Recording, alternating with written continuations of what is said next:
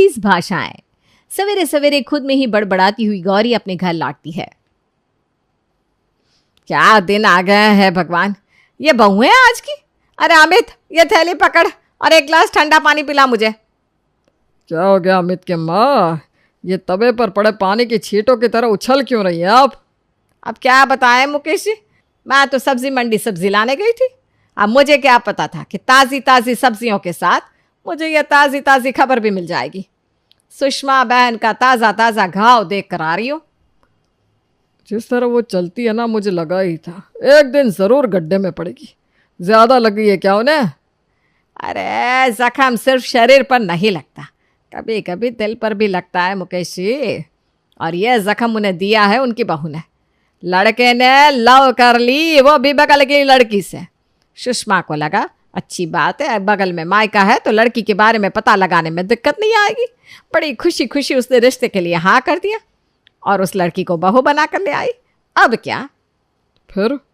बस फिर वो लड़की हर तीसरे दिन अपने मायके जाकर बैठने लगी। नाश्ता यहाँ करती है तो दोपहर का खाना वहाँ खाती।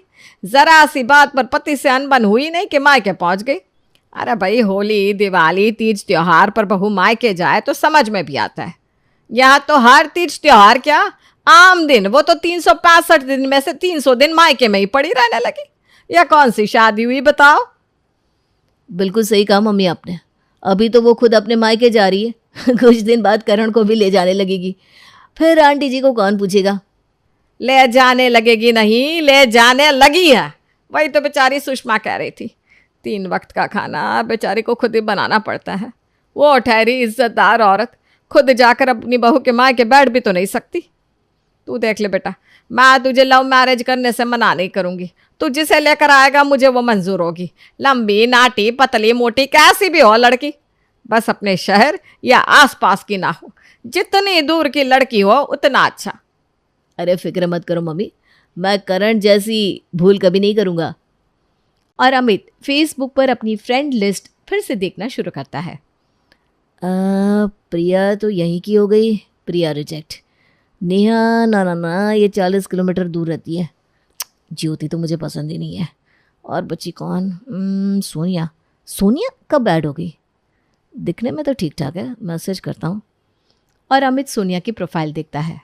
ये लड़की तो बड़ी सही है, सोशल वर्क भी करती है, एनिमल को भी प्यार करती है, ये तो बहुत अच्छी है।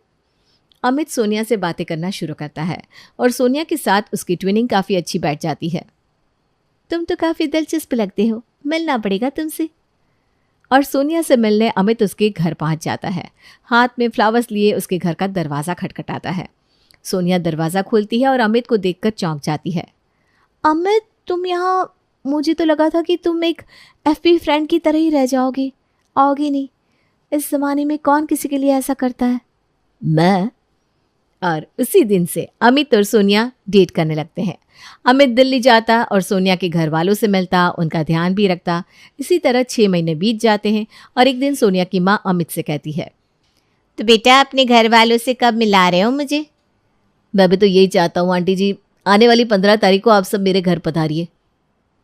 काश आज ही 15 तारीख होती, मैं जल्दी तुम्हारे घर आना चाहती हूँ अमित। I can't wait. तुम्हारी इस बात को सुनकर जी करता है कि तुम्हें चीकू चीकू कर दूँ। चीकू चीकू नहीं, स्ट्रॉबेरी, ठीक है? चीकू मुझे पसंद नहीं है। अरे पगलू, चीकू चीकू मतलब गाल में प्यारू प्यारू। अच्छा वो ठीक है। सोनिया का पूरा परिवार अमित के घर वालों से मिलने उनके शहर जाता है। मेरी होने वाली बहू तो जितना सोचा था उससे भी ज़्यादा खूबसूरत है। आ बेटा, मेरे पास आकर बैठ। सिर्फ सुंदर ही नहीं बहन जी, उतनी ही संस्कारी भी। आजकल की लड़कियां, खास करके बड़े शहरों की, अपने पति को शादी के पहले ही परिवार से अलग होने को कह देती है। पर सोनिया ऐसी नहीं है। उल्टा उसने अमित के सामने शर्त रखी है कि वो रहेगी तो अपने सास ससुर के साथ ही। सोनिया की यही बातें तो मेरे दिल को भा गई मम्मी। अब आप सब आपस में बात कर लीजिए और शादी की तारीख निकलवा लीजिए। लड़के में तो कोई कमी नहीं है बहन जी, और आप लोग भी बहुत अच्छे हैं। बस मुझे तकलीफ़ इस बात की है कि मेरी बेटी का ससुराल इतना दूर रहेगा तो वो कहाँ आ पाएगी मेरे पास। ले देकर मेरी एक सोनिया ही तो है, और ससुराल इतना दूर होगा तो साल में कभी कभार ही आ पाएगी। बेचारी पल्लवी जी को ये नहीं पता कि ये सब तो उसकी होने वाली समधन की चाल का एक हिस्सा है। आप भी किस ज़माने की बात कर रही हैं पल्लवी जी? आजकल तो फ्लाइट का ज़माना है, यहाँ से उड़े वहाँ पहुँच गए, वहाँ से उड़े यहाँ पहुँच गए। मन बना लो तो दिल्ली दूर नहीं है आंटी जी। और दोनों परिवारों की रजामंदी से सोनिया की शादी अमित से हो जाती है और बहू बनकर सोनिया अमित के घर आ जाती है। अपने कमरे से तैयार होकर अपनी शादी के सारे गहने लेकर सोनिया सीधा अपनी सास के पास जाती है। मम्मी जी, ये मेरे गहने, वो भी जो मायके से आए हैं और वो भी जो आपने चढ़ाए थे। अरे बहू, तू तो अपने गहने यहाँ लेकर क्यों आई है? अपने कमरे में अच्छे से संभाल कर रख देना। हम बच्चे कहाँ से इतनी बड़ी जिम्मेदारी ले पाएंगे मम्मी जी। ये गहने आपके पास ही सेफ और सुरक्षित हैं। अगर आपको सही लगता है तो इसे बैंक में रख दीजिए, वरना अपनी तिजोरी में रख लीजिए। सोनिया की बातें सुनते ही गौरी की आंखों से आंसू छलक जाते हैं। वो सोनिया के सर पर हाथ फेरते हुए कहती है, जीती रह बहू। आज के ज़माने की लड़कियों को देखकर मैंने कभी नहीं सोचा था कि मेरे घर भगवान इतनी अच्छी बच्ची भेज देगा। बस मम्मी जी, मुझे आपसे एक बात और करनी थी। मैं नाश्ते में क्या बना लूँ? आलू की सब्जी बना ले। सुबह सुबह तेरे पापा ताज़ी भिंडी लेकर आए हैं, वो भी बना ले। और सभी के लिए ना गर्मा गर्म फूल के सेक दे, बस हो गया। सोनिया खाना बना रही थी कि घर से निकलती हुई गौरी कहती है, बहू मैं ज़रा सुषमा के घर आती हूँ, 10 मिनट में टेबल पर नाश्ता जमा दे। ये कहकर गौरी तो निकल जाती है, पर सोनिया के भेजे में कुछ नहीं जाता। एक बात समझ में नहीं आई, मम्मी जी ने टेबल पर खाना जमाने को क्यों कहा? और जमाना ही था तो हम बासी खाना भी तो खा सकते थे। मम्मी को कॉल लगाती हूँ। सोनिया अपनी माँ को कॉल लगाती है। मम्मी, अभी मेरी सास हड़बड़ी में मुझे कुछ कह कर गई, मुझे वो बात समझ में नहीं आ रही, उनसे फिर से पूछ लूँ क्या? अरे अभी तो नई नई ससुराल में गई है तू, थोड़ा दिमाग तो खुद लगा ले बेटा, वरना तेरे ससुराल वाले क्या सोचेंगे कि इसे कुछ भी नहीं आता। अरे पर मम्मी, पता है उन्होंने क्या कहा? उन्होंने कहा खाने को। अच्छा, खाने की बात है ना बेटा, होता है, सभी के घर में खाने का तरीका अलग होता है, स्वाद अलग होता है, इन चीज़ों में ज़रा एडजस्ट करना पड़ेगा तुझे। अच्छा फिर ठीक है मम्मी। और सोनिया फ्रिज से बड़े बड़े आइस क्यूब्स निकालती है, उन्हें प्लेट्स पर सजाती है और उसके ऊपर फ्रेश बनाया हुआ खाना रख कर सभी को आवाज़ लगाती है। मैं आपको ही कॉल करने जा रही थी मम्मी जी। अच्छा वो आप आ गई। गर्मी के कारण ना ये बर्फ़ पिघल रहा है, जल्दी से खाने बैठ जाइए ना। अरे बहू, तूने ये बर्फ़ पर सब्जी और रोटी क्यों रखी है? मम्मी जी ने कहा था पापा जी। अरे मैं ऐसा क्यों कहूँगी बहू? 1 मिनट मम्मी, सोनिया कभी झूठ नहीं बोलती। क्या बोला था मम्मी ने? सोनिया साफ साफ बताओ। मम्मी जी सुषमा आंटी के घर जा रही थी और जाते हुए हड़बड़ी में उन्होंने कहा, बहू 10 मिनट में खाना टेबल पर जमा दे, तो मैंने जमा दिया। ये सुनते ही गौरी अपना सर पकड़ लेती है और बाकी सब हंसने लगते हैं। अरे टेबल पर खाना जमा दे मतलब टेबल पर खाना जमा दे बहू, फ्रिज में नहीं। अभी तक हम इतने मॉडर्न तो हुए नहीं मम्मी जी कि टेबल पर कूलिंग सिस्टम हो। टेबल पर कैसे जमाती मैं खाना? अरे बाबा, तूने नाश्ता बनाया ना, उसी को मैंने टेबल पर जमाने को बोला था। खाने के पहले जमाना पड़ता है, मतलब कि परोसना पड़ता है। अच्छा, यहाँ खाना परोसने को खाना जमाना कहते हैं? ओह, अब तो इतनी जल्दी मैं नाश्ता नहीं बना पाऊँगी मम्मी जी। नाश्ता बाहर से मंगवा ले। अमित बाहर से नाश्ता लेकर आता है और सभी उसे ही खा लेते हैं।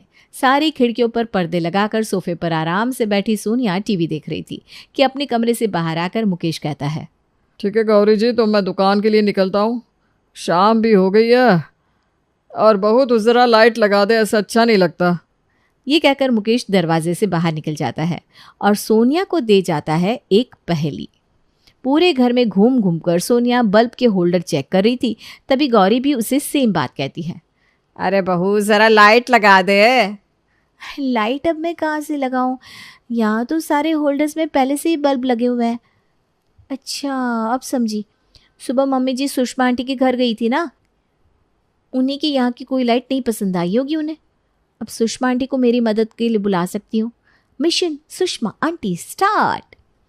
सोनिया सुषमा के घर जाती है और उसके घर का बल्ब चेक करती है। तभी तो। आंटी जी, मैं एक बार आपके यहाँ का बल्ब ले जाऊँ? कल तक लौटा दूंगी। हाँ बेटा ले जा, बस जाते हुए ना दरवाज़ा लगा देना। दरवाज़ा लगा देना? या तो पहले ही दरवाज़ा लगा हुआ है। पहले मैं अपने घर में लाइट लगा दूँ आंटी जी, फिर आपका दरवाज़ा भी लगा दूंगी। ये कहकर सोनिया अपने घर आती है और हॉल का बल्ब उतार कर दूसरा बल्ब फिटिंग करने लगती है। उसे ऐसा करता देख गौरी हैरानी से पूछती है, अरे तुझे लाइट लगाने बोला और तू बाहर चली गई, और अब ये क्या करने लगी तू बहू? आप ही का तो काम कर रही हूँ मम्मी जी। आपने बोला लाइट लगा दे, अब कौन सी लाइट लगानी है ये तो आपने बताया नहीं। सुषमा आंटी के यहाँ से येलो लाइट वाला बल्ब लेकर आई हूँ, अभी लगा देती हूँ। अरे भगवान, ए बहू लाइट लगा दे, मतलब लाइट लगा दे। तो लगाई तो रही हूँ ना मम्मी जी, इतनी हड़बड़ी करोगे तो मुझे करंट लग जाएगी। गौरी आगे जाकर लाइट का स्विच ऑन करती है।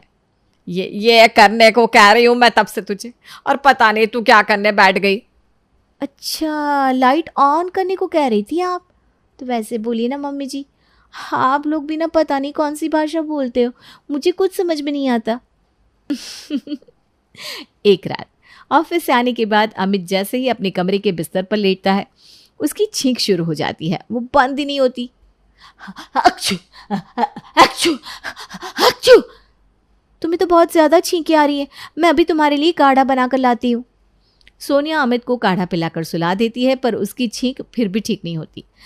अगली सुबह छींकता हुआ अमित बाहर सोफे पर आकर बैठ जाता है, और जैसे ही वो सोफे पर बैठता है उसकी छींक और बढ़ जाती है। तुम डॉक्टर के पास चलो अमित, पता नहीं क्या हो गया है तुम्हें। अरे कुछ नहीं हुआ है बहू, इसे बचपन से डस्ट की एलर्जी है। घर के सारे चद्दर और कवर बदल दो, अपने आप छींक रुक जाएगी इसकी। नहा धोकर अमित अपने ऑफिस निकल जाता है और मुकेश काम पर। सोनिया घर के सारे पिलो कवर, पर्दे और चादर बदल देती है। देख, सिर्फ चादर और सोफा कवर बदलने भर से घर कितना साफ सा लग रहा है। ये काम तो कर दिया तूने, अब एक काम और कर दे। ये जो चादर और कवर उतारे हैं ना तूने, उन सबको एक साथ ही निपटा दे, बार बार का झमेला ही खत्म। निपटा दे? ये तो पहली बार देख रही हूँ कि किसी घर में उतरे हुए चादर को फेंक दिया जाता है। खैर मुझे क्या, इतने कपड़ों को धोने से अच्छा है ना इन्हें निपट ही देती हूँ। पर ये सब नए लग रहे हैं, फेंकने से अच्छा है किसी गरीब को दे देती हूँ, उनके काम आ जाएंगे। अपने घर के सारे पर्दे, सोफे कवर और बेडशीट को एक थैले में भरकर सोनिया अपने घर से बाहर गरीब की तलाश में निकलती है, जहाँ रास्ते में उसे सुषमा मिल जाती है। ये इतना सारा सामान लेकर कहाँ जा रही हो बहू?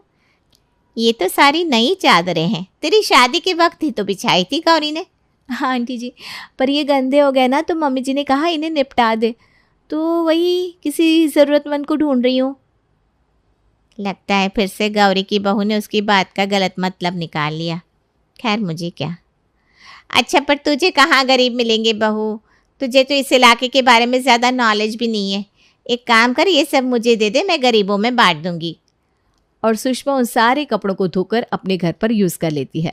हर रोज़ की तरह आज जब गौरी सुषमा के घर जाती है तो उसके घर में अपने घर के पर्दे और सोफे कवर देखकर उसका दिमाग हिल जाता है। ये ज़रूर बहू का काम होगा। न जाने कौन सी घड़ी में मैंने अमित को दूर की लड़की लाने को कह दिया। ये तो इतनी दूर की है कि लगता है हमारे ग्रह की ही नहीं है। एक बात नहीं समझती ये मेरी। अब इसे भाषा सिखाने का एक ही उपाय है। नमस्कार जी, आप कौन? ये तेरी भाषा की टीचर है बेटा। जिस हिसाब से तू चीज़ों को निपटा रही है ना, कहीं मेरी बात का गलत मतलब निकाल कर तुम मुझे ही ना निपटाते, इसलिए मैंने तेरे लिए टीचर लगवाई है। अब यही तुझे भाषा सिखाएंगी। और घर के हॉल में ब्लैक बोर्ड लगाए, हाथ में छड़ी लिए प्रेरणा अपना काम करना शुरू करती है। खाना जमा दे, इसका मतलब क्या है? खाना लगा दे। Repeat after me. खाना जमा दे, इसका मतलब क्या है? खाना लगा दे। वो तो मैं समझ गई टीचर जी, पर आपको नहीं लगता कि ये गलत है? मम्मी जी को ऐसा कहना चाहिए ना, खाना परोस दे या दे दे।